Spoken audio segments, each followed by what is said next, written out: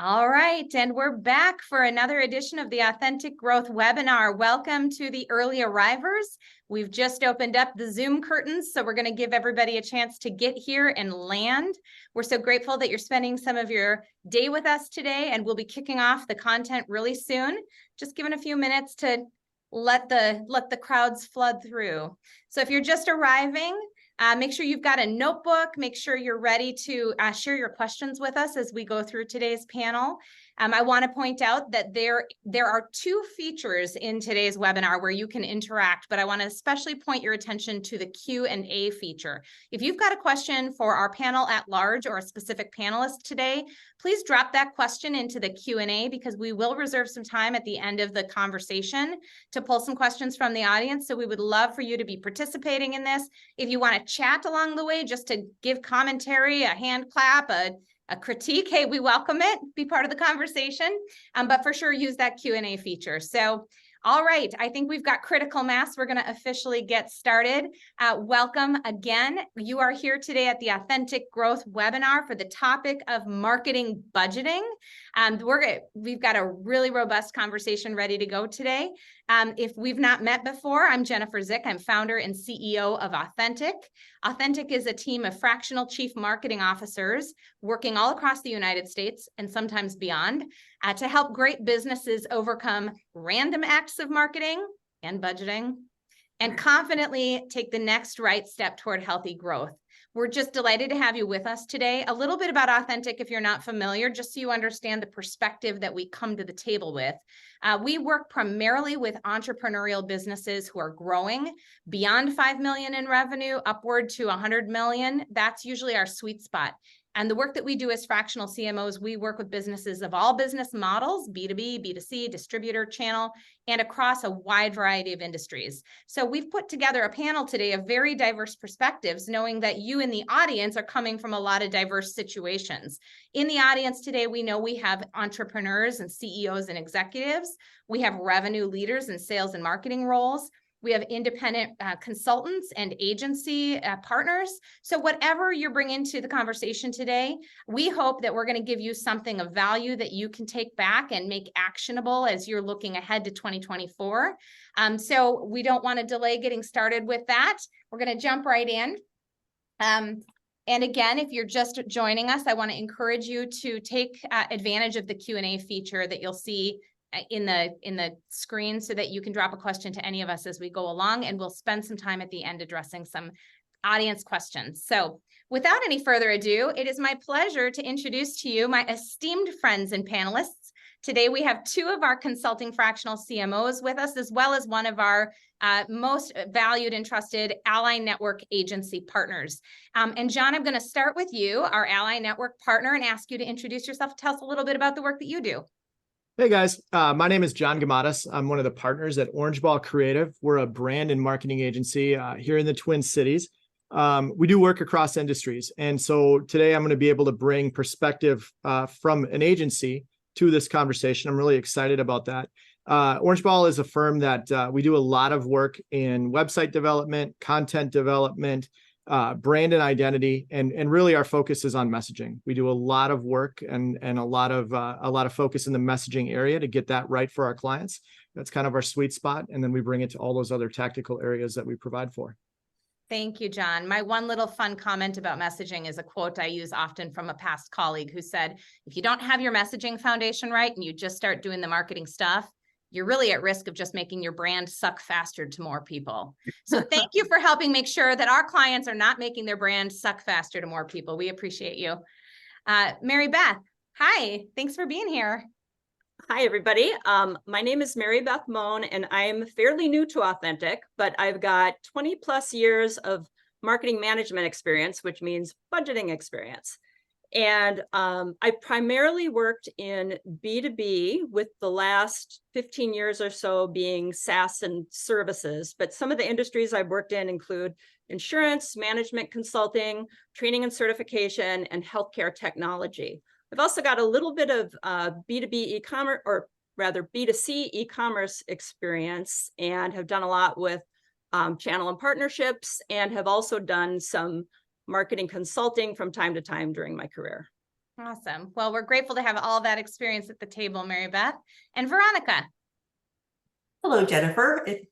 Thanks for having me here today. And I don't really like to think about how long I've been a marketing professional at this point, but I've been doing it for quite some time. And I think what's unique about my experience is I have worked client side, agency side, and I've also owned a business. So I've been involved in the marketing budgeting process from all sides of that decision-making process. So it's interesting to have that perspective on the process. I have worked across, so many industries, from ski resort to law firm. I've done B2B, B2C, D2C, manufacturing. So I've covered quite a bit of ground there. And the only other thing I have to say is I'm in a website development project with John, and he's helped with the brand messaging that inspired that. And I have to give him a little plug. It's been great working with him. Thanks, Veronica. And of course, I'm going to host and moderate today's conversation, but as a former marketing leader and now a founder and CEO, I am dangerously equipped to contribute to some of the discussion. So thank you for humoring me when I chime in. I'm excited to dive right in. And today's conversation on budgeting, I think, is unique in the context of the environment and the economy that we find ourselves in. And the reason I wanted to take this topic on is not only because it's timely. I mean, most every business is in a cycle of planning for the coming year, depending on when their fiscal starts and ends. So it's very timely, but it's also uniquely challenging. I have spent this year as a CEO talking to a lot of other CEOs across our clients who represent almost every single industry, and in my Vistage community that represents a really wide swath. And universally, what we've seen this year is that it's been a weird year. This year's been a weird year where a lot of companies have seen slowdowns or stall outs or slower sales cycles or even revenue losses. And everybody's looking at to next year asking, what's going to happen? We're sitting in a space where we're coming out of a relatively wonky year. There are wars happening globally, presidential elections coming up in the US. There's, nobody really feels like they've got a good grasp on the crystal ball of projections for next year. So if you're listening today and you feel yourself trying to balance, like, how do we plan forward and with optimism and growth on our minds, but also the reality that things could change and are changing dynamically, we want to just give you some insights today and some ways to stay flexible in the changes that are happening around us. So let's kick this off. And Mary Beth, I'm going to start with you with our first question of the day. I've just discussed that it is a challenging time economically right now, but marketing is never easy, right? In any cycle, in any economic environment, marketing is hard. And we also know, unfortunately, that marketing can often be the first budget that gets hit if executives and the finance team start to get feeling cautious as the year rolls through. So, but we also know that companies have to stay invested in marketing to grow. So how, from your perspective, how should teams be approaching budgeting for the coming year and in this current cycle? One of the benefits of having done budgeting for so many years is I've gone through a number of economic cycles. And over the years, through a lot of trial and error, have developed ways to budget in a way that is detailed yet flexible. Because you're right, it's in a lot of companies, the budget is the budget and there's not a lot of discretionary money. So everyone looks at the marketing budget as the discretionary budget, and that's where things can get cut. So the way that I counteract that is just through a process where it's very clear, looking at the budget, what the numbers are tied to in terms of activities and expectations.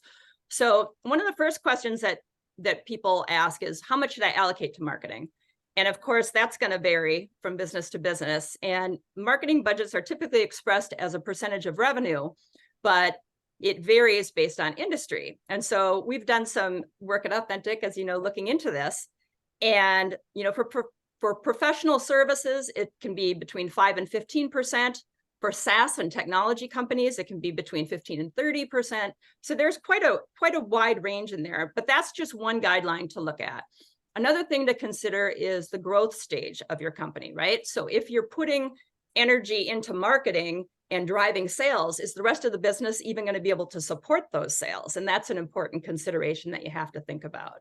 You have to look at speed to impact, because marketing activities take time, but you can oftentimes accelerate that time frame by throwing more money at it. And I've managed budgets that have been measured in thousands and tens of thousands of dollars, and budgets that have been measured in millions.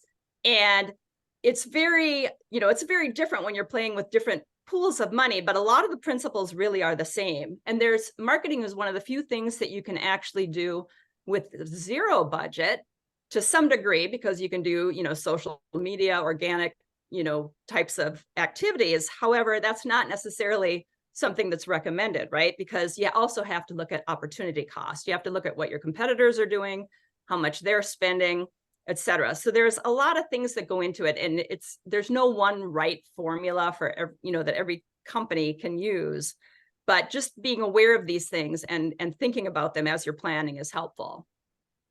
Well, and I think, and I'm going to come to some of the other panelists, but to insert myself real quickly here, I think what's interesting is that some business founders and early stage company leaders believe that they can run with zero marketing budget, but what they haven't analyzed and assessed is you have a brand, whether you know it or not, and you're creating that brand, whether you know it or not. And whatever you are doing is taking from the resources of people in your business who aren't marketers, and their time is valuable. So what are you losing out on by having the wrong people in the wrong seat producing what an expert could accelerate? So there's always an opportunity cost, right? So marketing is happening whether you're investing in it or not. So the question is, what are you trying to build? And John, I think you had some perspectives on this in terms of from your seat. How would you advise people lean in this year? This might sound a little bit weird, but I like these times of uncertainty. And from the perspective of the noise starts to drop a little bit. From a marketing and tactics standpoint, we're often competing with so much noise in the marketplace. Everyone's trying to push their message through. And in these times of uncertainty, when people start to dial back their budgets, there's new opportunities that pop up. And I think there's opportunities to rise above some of the noise that we encounter when everything is good. And so that's the one thing I think we should all be thinking about is there an opportunity in here that we can take advantage of that we didn't have when things were more certain? So, yeah. I love that. And Veronica, you've seen some cycles in your life too. When you're looking at an economy that is unpredictable, what are the things that you're thinking about when it comes to budgeting? Well, I'm going to agree with John, right? And so, the most notable markets that I've been through are, I was working in the ski resort business and when September 11th happened, right? And that, if you were in the hospitality business, that was a devastating event. I mean, it was a devastating event, but right, it really impacted what your outlook was. And what you have to remember in all of this, and then 2008, that recession, right? 25% of advertising agencies closed nationwide, and our agency was very profitable that year. So John is exactly right. You have to look at what the opportunity is that's provided. And it's fascinating to me because when you look at those cycles and you look at the organizations that were bold and not necessarily extravagant, but were bold in their approach to marketing during those timeframes, when the economy comes back, they're in so much better position to maximize everybody else's fear during that time, because they gain a larger share of voice during that time. So I'm with John on this. I think, you have to be smart and strategic about how you're going to spend, but it's a real opportunity when you're willing to. Absolutely. So John, back to you with this next question, and then I would love to hear from all of you. What metrics and data points do you think are really important to inform the marketing budget? Like, it's nice to say, oh, things are slowing down, here's our opportunity, but what rationale goes into shaping a budget, or should? I think I'm going to point back to some of the things that Mary Beth shared. We want to, there's a handful of things we want to understand from the agency side. What are your revenue goals? Where are we trying to get to from point A to point B? Let's understand what those numbers look like. Let's have some conversations about customer lifetime value. If we can get a lead in the door and we can turn that into a sale, what does that look like long-term? What's the value that brings? understanding marketing channels, specifically, where are your customers hanging out and what channels are going to drive the best return, and which ones are channels you could be in, but you shouldn't be in. And I think that's a question that comes up all the time. Like, there's so many marketing channels and marketing opportunities out there right now that cutting through all the options and focusing on the best options is a big part of this conversation. You've got seasonal factors that come into play. And that's one of the conversations we have quite a bit is seasonally, are there things we should be aware of? We've got one client right now who's in the ag business. And within the ag business, seasonally, things change all the time. There are high seasons, low seasons. What they're selling from season to season and what messages we're delivering changes quite a bit. So those are things we want to be very aware of. And then you're looking at growth stage. Where are you at in the growth stage? And one of the things that comes out of this conversation is transparency. So when a marketing agency asks you, what's your budget? People get weird about that sometimes. They don't necessarily want to share. A good marketing agency is asking you that so they understand the sandbox that they're able to play in. Based on your budget, based on what you have available, what can we do with that? How can we help you prioritize that? And that's a big part of the conversation. And sometimes we'll push back on it and say, okay, if you spent a little bit more, you could get a little bit more. Like, we could make some greater gains by moving the needle here or there. But that transparency that you have with your agency, I think, is really important. So. Yeah, thank you. And I love the comments that you have about really understanding like customer lifetime value. What do the gains look like if we make these investments and they bring us the new business or the retained business that we need as a healthy business? And I like to use Authentic as a case study in almost every one of these webinars. We invested about a 14% of revenue clip for combined sales and marketing in our business. And when I plan out the marketing budget with our marketing leader, we're asking ourselves not, where are we at today? What can we afford today? That is not how we plan our budget. We're asking ourselves, what is our revenue target for next year? And how do we plant the seeds starting now that create the business opportunities that are going to take a year to develop with the seeds planted? So I like to encourage folks to think about the investment you make in marketing today is going to be the seeds planted for the crop you'll harvest 12, 18, 24 months from now. So a lot of what you budget for this next cycle needs to be dependent on where you want to be 2 years from now, not just during next year. So Veronica, what are your thoughts on important metrics to think about budgeting? One of the things that's always really hard about any marketing conversation is there's no single answer, right? So you have to be thinking about all the things that John just said, right? Like, where are you in your life cycle, right? Where is your brand? How mature is it? How much investment do you need to make in that? Are you at a maintenance point, or are you trying to grow brand awareness, right? All of those things come into play. What are your competitors doing? We had a conversation in one of our mind shares recently about conversion rate optimization. And one of the things that I think about marketing that way all the time. And I always try to talk about the conversion rate being specific to whatever it is that you're trying to do, right? So it's not always return on investment, but I have a tendency to always bring it back to return on investment because I've been a business owner, that ultimately it is about dollars in and dollars out. So even if you're looking at your conversion rate optimization and it's not a direct revenue driver, there usually is a way you can connect it back to return on investment. And I really have always thought of it that way, especially because I do think of marketing as a revenue center. So it always comes back to that for me. And what about you, Mary Beth? What have been some of the data points that help you understand what the budget will need in the next cycle?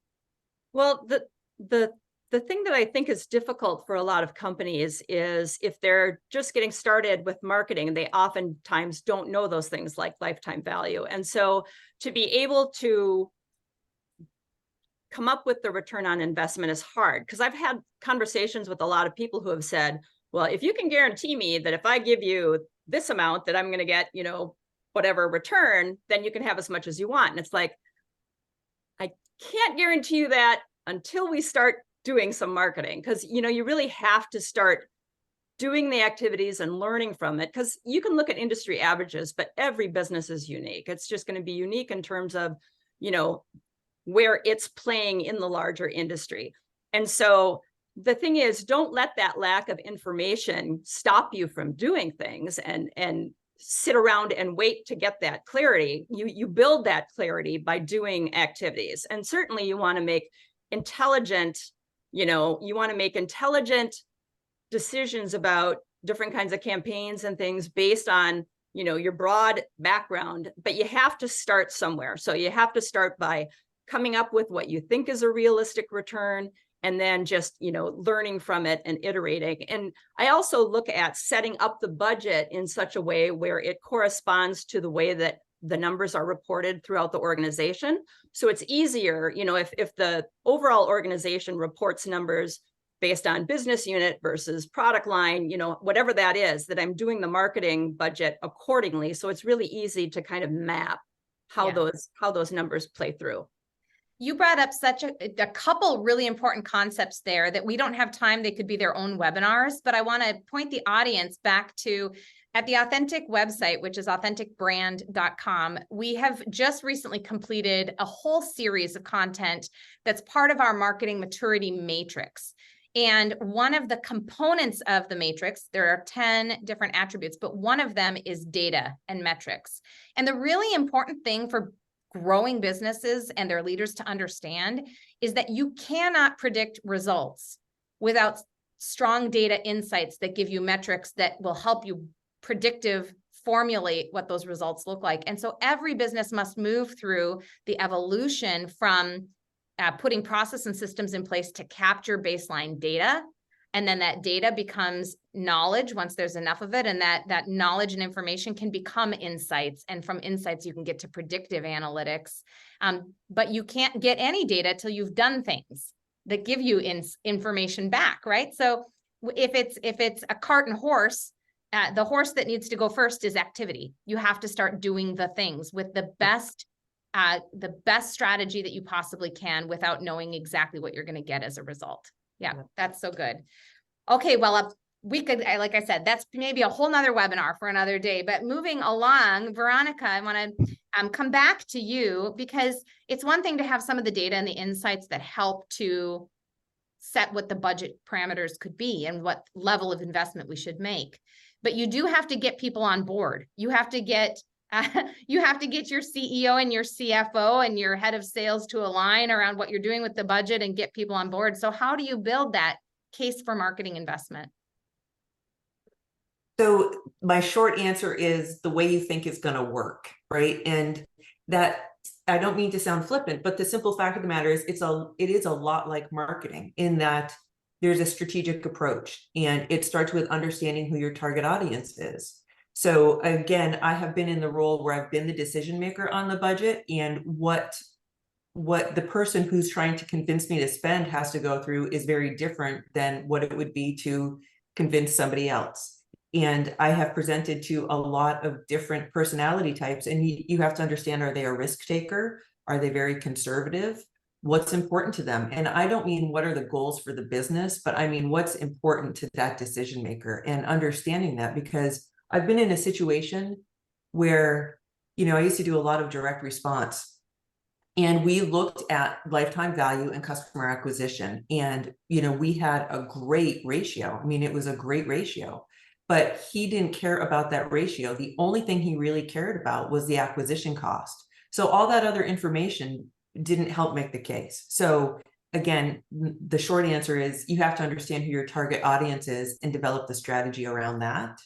But that said, there are some things that are pretty constant, right? So the number one is data. And I was lucky enough early on in my career to work with someone who explained that to me, because again, I was in ski resort marketing for a long time, and I was running a reservations department. And whenever the weather would turn bad, the first thing every ski resort wants to do is cut costs. And so that would start with the reservation department. You have to lay off people. And when you lay people off, it's hard to get them back when the weather's good. So, I would always say no. And they're like, well, if you want to keep them, prove what you're going to do with them and how it's going to feed the bottom line. And so I found some industry standards about what training and upselling could do to the reservation bottom line. And I made an argument based on data. And there was no data, Mary Beth. This was, nobody had tracked what our outcomes really were. And so to just even put that together and have the baseline made a really big impact on the decision makers, that all of a sudden they had baseline information to work from. Yep. So, I always suggest starting with the data. And the way you know what data to look for, again, is understand who your target audience is, understand what your goals are. There's nowadays, even if you don't have historic data, which is the best, there's plenty of places to get it, right? And, using AI is a really easy way to look for, if you're not great with Google search, right? Like that's a great way to get it. Using associations is another great place to find industry data about where to start. And then, you have to document your activity. We talked about this a little bit with the conversion rate optimization. It's really important to track what you're doing. And I know that sounds silly, but as marketers, we often are so fast paced that we are just moving from one thing to the next thing because we're expected to accomplish so much that you're not actually writing down what's gone on. So when you go back and you look at your results, you don't know what was it that drove them because you weren't paying attention to the activity. So documenting your outcomes and then continually evaluating and evolving, right? I think that's the best way to make a strong case, is you're actually reporting back on the metrics. And when you take credit for failure and success, I think that helps you earn respect from the decision makers so that the next time you're in that position, you have a better opportunity for making your case. I love that. I love that idea of proactively bringing forward what's working, not working, and being accountable for then how do we adapt from there? Mary Beth, how have you achieved buy-in and support around budget and the plan? Well, I think what Veronica said is spot on in terms of you have to know what's important to the stakeholder.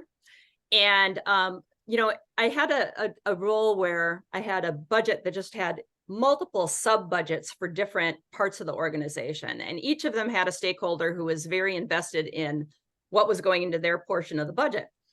And one of the things I used to do is if they would bring something to me that they wanted to be done, I would use that as an opportunity to see what they were committed to doing to help that activity become a success.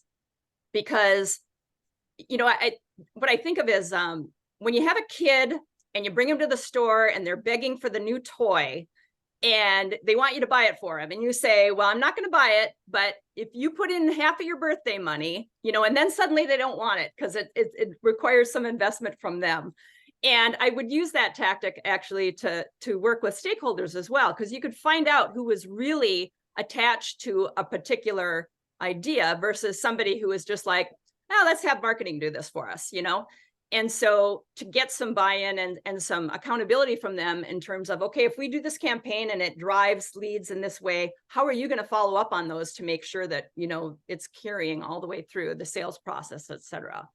So that's just one way that I would do it. That's such good pointers. Before we move on in the conversation, I just want to remind the audience that we have a Q&A for you to use, and I don't see any Q's posted yet. So please share your questions as we go along. And Veronica, go ahead with what you were going to add. Well, I'm sorry to interrupt, but I really like the point that Mary Beth made. And that is another thing I think is really important, is to be creative. And one of the things that I did when I owned my agency is if there was a tactic that I was arguing for that I felt was going to really move the needle and budget was an issue, I would offer to do a performance compensation model. So, right at that point, I was demonstrating my faith, Mary Beth, in what I was proposing because I had skin in the game at that point. Mm-hmm. So I would perform that task at my cost, and then I would ask for compensation at different performance models. So, I think you can be creative, and I think that works from both the agency side and from the client side, right? Like how you pitch it. If you've got skin in the game, it demonstrates that you're far more vested in the concept. And I think that also helps guide the decision. John, is there anything you want to add before we move to the next question? I would just say, like, conversations about buy-in and having skin in the game, a lot of that comes down to breaking down silos. And we see in organizations all over the place, like there's a lot of silos in business right now, especially virtual coming out of COVID. People aren't communicating the same. And I think one of the roles we play is to facilitate that cross-department communication to where you get buy-in from everybody and there's that alignment. I think that's a role we play and we can do really well for businesses. So that's awesome. I call that connective tissue. And I think marketing is well positioned to be the creator of that. And Mary Beth, this leads us perfectly into the next question that I'm going to start with you. We talked about getting buy-in, and you started speaking about how one of your strategies is by department and getting investment. But what are some of the teams or departments that you do want to make sure you're working with in the budgeting process? Well, there's a lot of them. And I'm speaking from a B2B background here, but it really is important to think through all the other stakeholders when you're doing it up front, because if you don't, what happens is in the middle of the year, someone will come to you and need money for something that you didn't envision. And oftentimes, if it's an important enough priority, then it has to take money from something else that you wanted to spend it on. So obviously the leadership team, CEO, knowing what the company goals are, it's helpful to know if there's any acquisitions being planned, as that can certainly skew your branding costs for the year. I actually always try to really befriend the CFO, because they have a horrible job of rolling up all the budgets and trying to get to a certain number, right?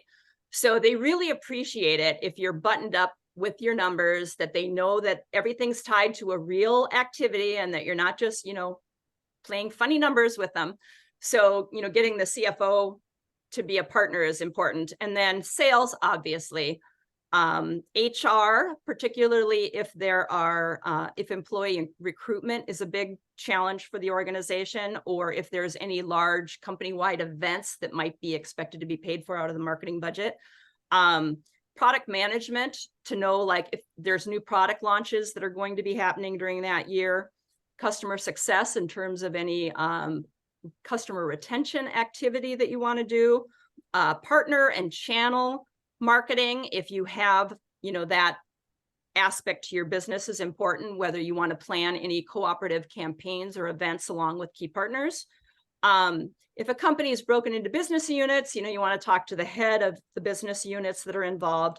And then understanding how events are to be budgeted in your organization, because in some organizations, anything that's an event ends up in marketing, even if it's not really a marketing related activity. So those are just some of the ones off the top of my head but if you have those conversations up front, it's so much more helpful than to have a surprise happen to you later on. For sure. And I would say in a small business, there might not be all of those departments, but there are all of those roles. The roles still exist, and asking for those kinds of inputs are still important, even if it's a 3-person leadership team and a small group of people. We finally have some questions coming in. Thank you, audience. We'll incorporate you later. John, anything you would want to add there? I'm just going to add one other role that I think gets forgotten sometimes, and it's HR. I think right now we're hearing from a lot of clients. I had that and I We forgot had it. Okay, yeah. It matters. It absolutely matters. Just from a recruiting and retention perspective, it's a challenge a lot of businesses are facing right now, and including HR in the conversation. How are you going to market to not only your customers, but to new employees and to the employees that you have in place right now? What kind of money are you going to spend on that? Because there is often spending that has to happen to make some of those things work, whether it's updating a website to make it more attractive to new talent, or events like you were talking about. There's a lot of different plays that happen in that space. So. Absolutely. And I would love to go deeper on this, but to stay on time, I'm going to keep us moving to the next question, which is coming right back to you, John. How can you engage your agency partners or freelancers that are working with your team to support you in the planning process? I think my answer to this is super simple. Engage us early.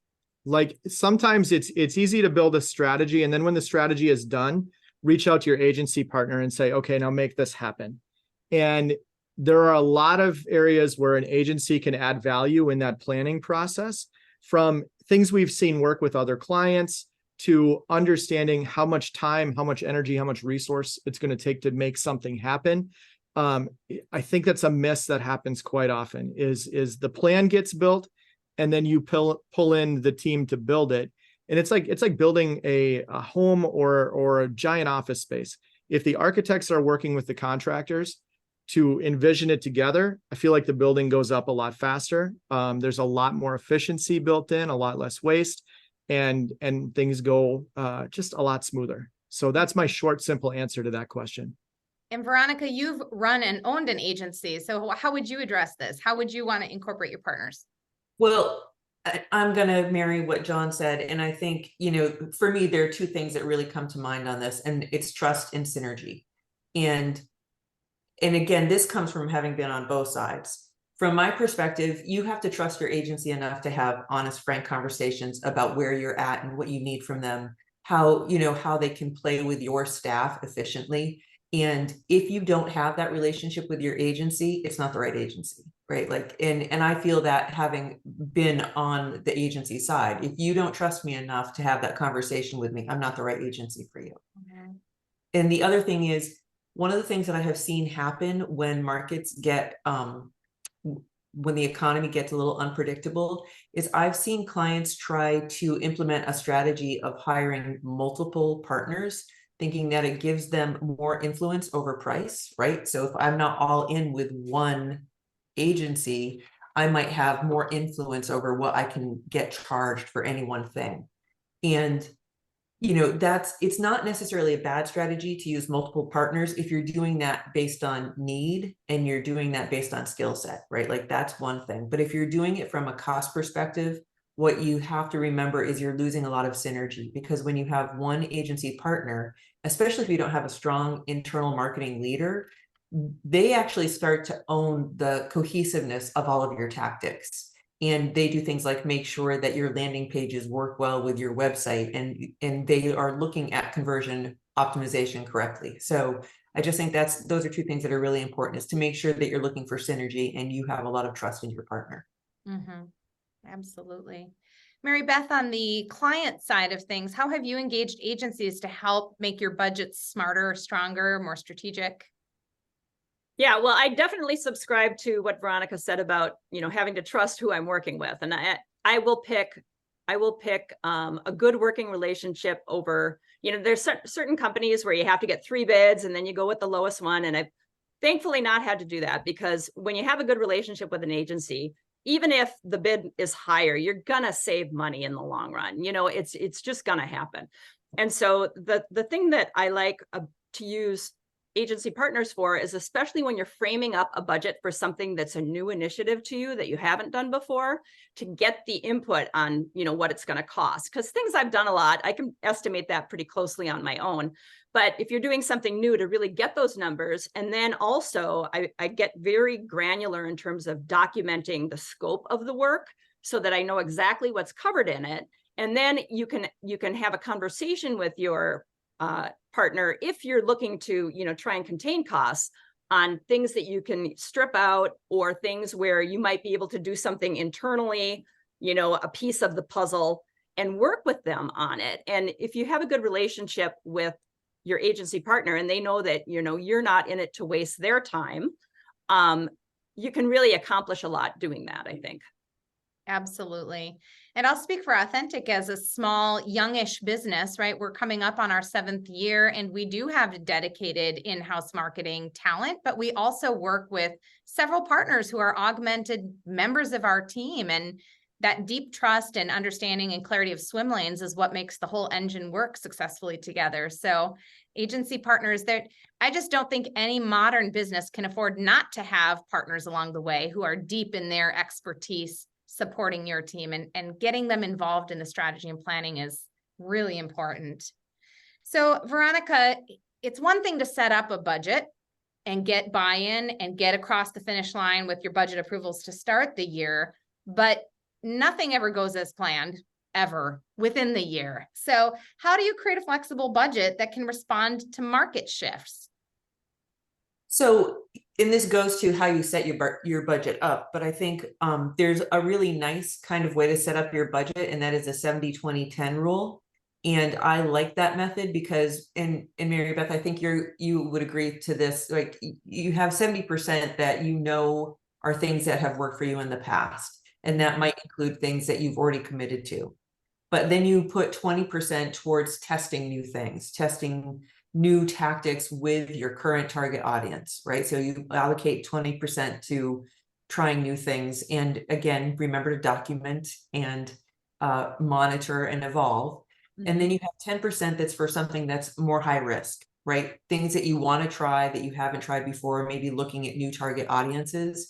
And what's nice about that is if you set your budget up that way and you have to make a modification, then it's easy to let go of the high risk opportunities, right? You know that you're still gonna do the things that have worked in the past. You might even still have some chance for testing, but it's the high risk things that you're gonna let go of.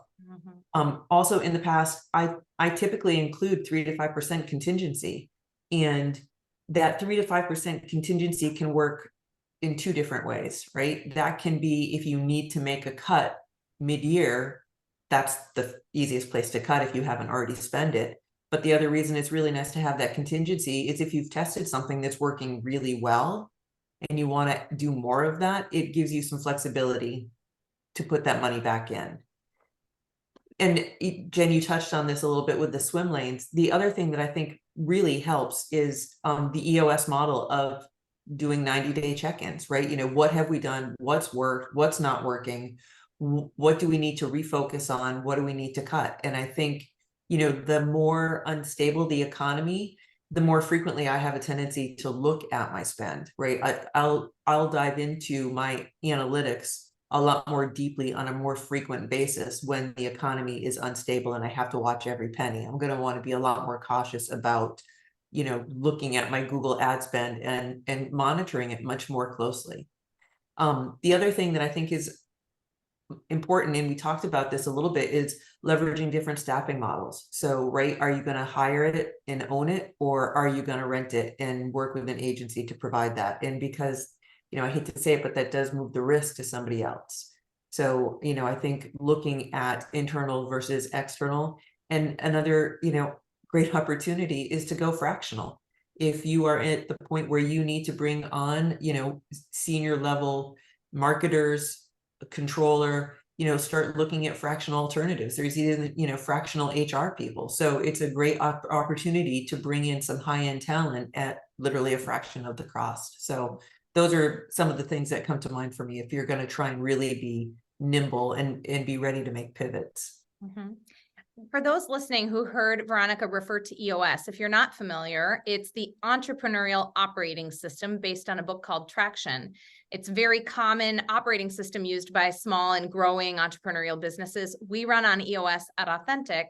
And in fact, we've developed our own proprietary authentic growth methodology to be very complementary for businesses who run on a similar operating system and cadence, because these businesses, as growing smaller businesses, have to be nimble. No matter what the economy, we have to be nimble. The game is changing around us and we are evolving businesses. So to have a cadence where you're looking at your overall business strategy every 90 days, you set it during annual planning, but you revisit it every 90 days to see what might need to change. And so we do the same as fractional CMOs using our methodology. We are working alongside clients with their operating rhythm, but we're also looking actively at quarterly business reviews for the marketing and workshopping out what have we learned, what do we incorporate into this next 90 days.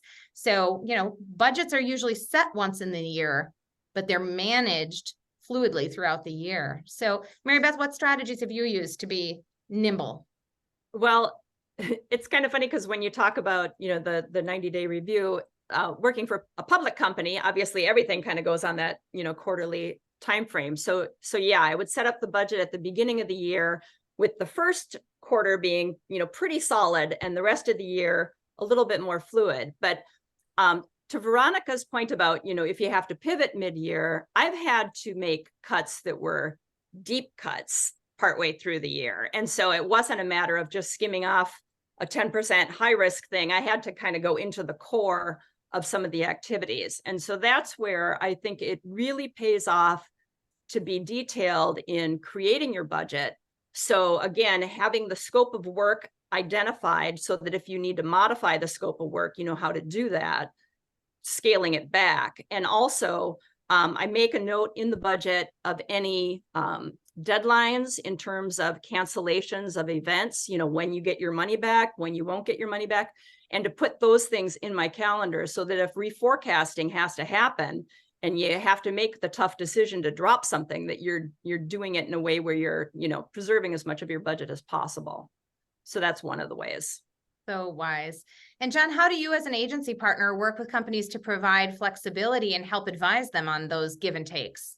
I think one of the conversations we have all the time is, what internal resources do you have that we can collaborate with?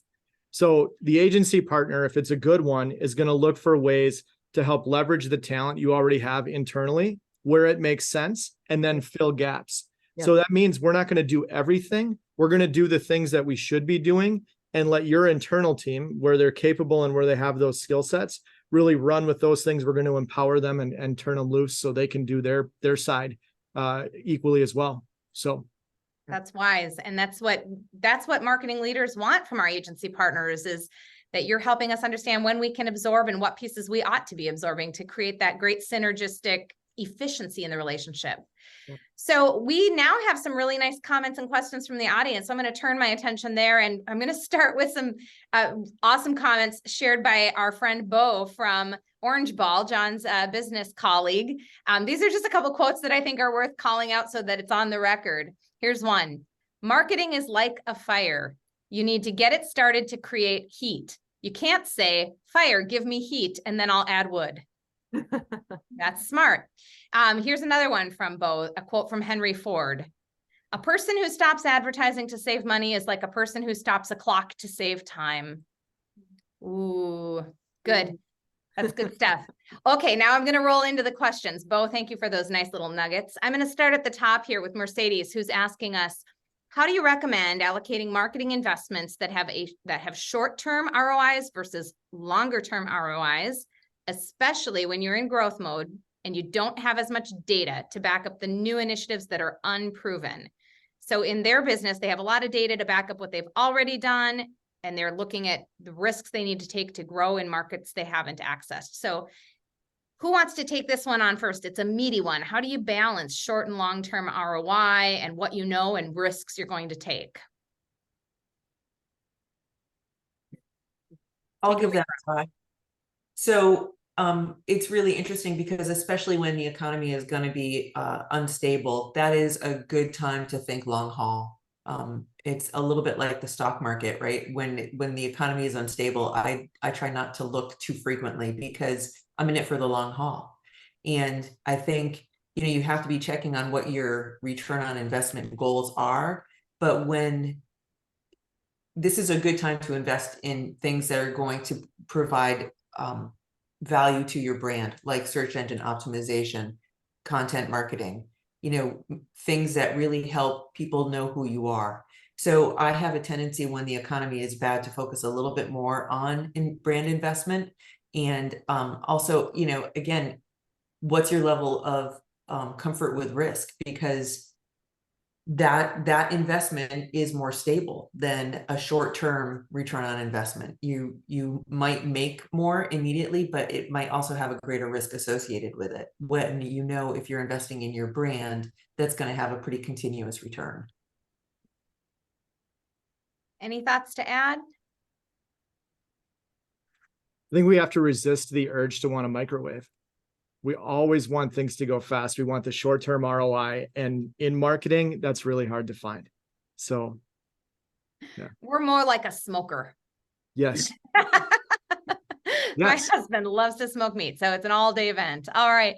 So here's a question. I'm just going to read it out. We've actually already kind of spoken to it, but the question is, are there best practices for timing on when to make the budget? Is it an ongoing conversation throughout the year, or do you save it for the end? So I'll start off by saying a lot of small, less mature businesses do this once a year without much forethought or afterthought. We just create a budget and then we survive through the year, right? But more mature businesses are looking at it quarterly, more regularly. What advice would you give to help businesses kind of build their maturity around thinking through budget and forecasts through the year? What are some best practices there? One thing that I like to do is, I told you I'm all about documenting everything. And so when I have a budget spreadsheet, every time I do a revision, I copy the sheet and make the revision so that I have kind of a history of what I did. And the reason I do that is if I had something that was planned that was a good idea, but we weren't able to do it because we had to make budget cuts, I want to be able to easily pull that up and revisit it if we end up having more money to spend. And similarly, if there are ideas that come up throughout the year of activities where it's like, that would be a good thing to try, I want to make a note of it. So I'll have on my current budget, I'll have placeholders for upcoming activity that might not be on this year, but it'll be on the following year. And that actually helps with buy-in as well, because if you're trying something new, but you've been talking about it for a full year, then by the time you get around to actually putting budget toward it, it doesn't sound that new and experimental anymore, because it's something you've been kind of, trying to build buy-in for along the way. Mm-hmm. So smart. Well, here's a question I think we all can have a perspective on, because every one of us on this call has either been an owner of a professional services business, is participating in one now, or has served one. So here's a question from a pro services business. I'm guessing from someone on the marketing side of the house. How can analytics be set up for a pro services business? For example, SEO, blog posts, newsletters, social efforts. How do you track marketing ROI from marketing when it all ends up in the hands of the sales team? I have philosophy on this, but I'm going to wait and ask my esteemed panelists first. I think a lot of it depends on the relationship that marketing has with sales, and making sure that sales understands the importance of following through and communicating with marketing so that you can put an answer to that. Mm-hmm. That goes back to the silo conversation. One of the biggest silo instances I see is between sales and marketing, because there's a competitiveness. I want credit, and I understand that, but it's also from a higher level business perspective, wanting credit is not the biggest win for the business. It's a short-term, like, little blip. From the analytics side, there's a lot of things now. You can find a lot of analytics. And I think one of the keys to analytics today is figuring out which ones you should pay attention to. There's so many data points. Not all of them are important. So really getting dialed in on which ones you're going to look at and which ones you're going to pay attention to, I think, is a big part of this conversation. Absolutely. Veronica? So for me, it's a good CRM, right? I mean, one of the things that I love about HubSpot is the ability to set up lead scoring. And so you can rank the quality of your contact based on their interactions with your media and which media has driven them. It's also nice because it can be historical, right? It can go back and look at not from when you first got them as a contact, but once they make contact, it goes back and feeds how they got involved with your brand. Mm-hmm. And then it's also a great way to actually distinguish between marketing and sales, right? Because you can then identify your marketing qualified leads, and based on their activity, when they become sales qualified leads, when it's time to turn them over to sales and have sales contact them and track your deals and your outcomes. I mean, it is nice to have that single source of truth. And I also agree with John, if you're going to be using a variety of analytic tools, you really have to be careful about what analytics are going to be meaningful to you, because there's so much information that you can just get stuck in the data and not really even find.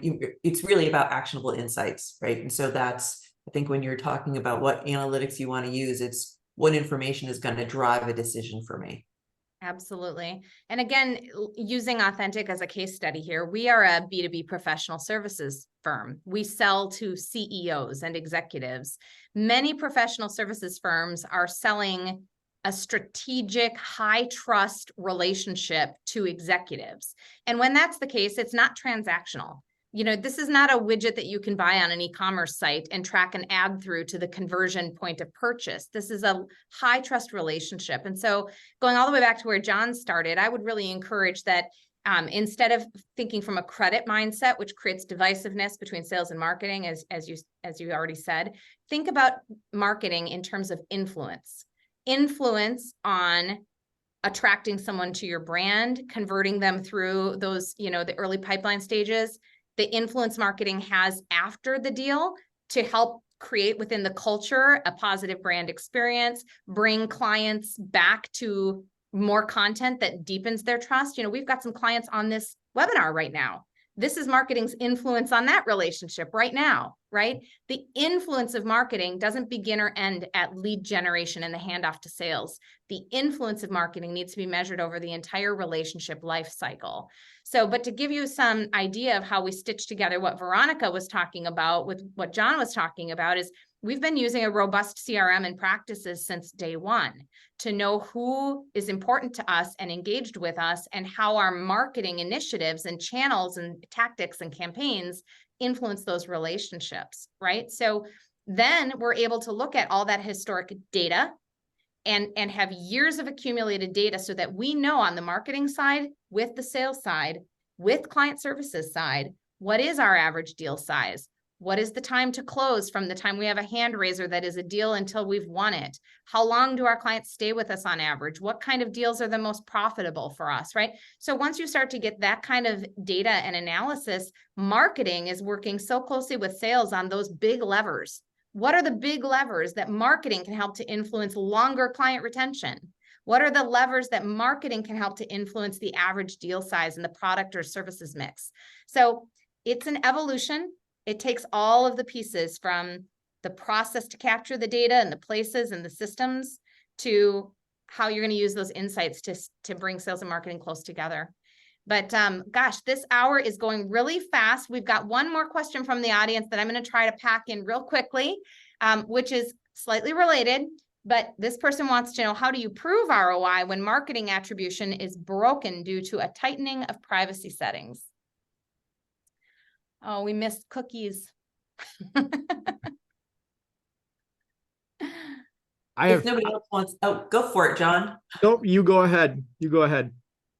Well, it's interesting because the first payoff report that I ever created for a client was before there were cookies. And so we actually, right, like, so you have to be creative and you have to look for things that you can document. And so return on investment can also be in terms of the things that you were just talking about, Jen, right? Like, how long does it take to close a deal? Marketing influences that. What is the brand advocacy afterwards? Marketing influences that. How much can you charge for your product, right? Your brand reputation is probably one of the greatest influencers on your ability to maintain or increase price. So all of those things, and again, you just have to start getting creative about how you're going to answer that question. But there are definitely ways to do it. And first party data is a great way. Survey your customers, right? That's a great way to get first party data. Mm-hmm. Wow, we could turn any of these questions into its own webinar, but of course we know we have some time constraints. So we're going to go ahead and land the plane gracefully and give everybody back just a couple of minutes. I want to say a really deep thank you to all of our panelists, the time that you've shared with us today, your wisdom, your experiences, and just the fun of being in this virtual room with all of you. It just fills my cup. So thank you so much for being part of Authentic and part of our community. Thank you, attendees, for joining us today and sharing your hour with us. I hope you've all gotten something of value to take back to your teams. And we want to send you off with hopefully a lot of optimism for the coming year and hopefully a couple of new ways of looking at how you're going to budget, be nimble, and be able to demonstrate the value that marketing is bringing to your organization. So we are cheering you on. And if there's any way that we can be of service, we're here. Please follow up, link in, connect, reach out. We'd love to hear from you. But go forth in your day, be a blessing, be blessed, and we'll see you next time. Take care, everybody.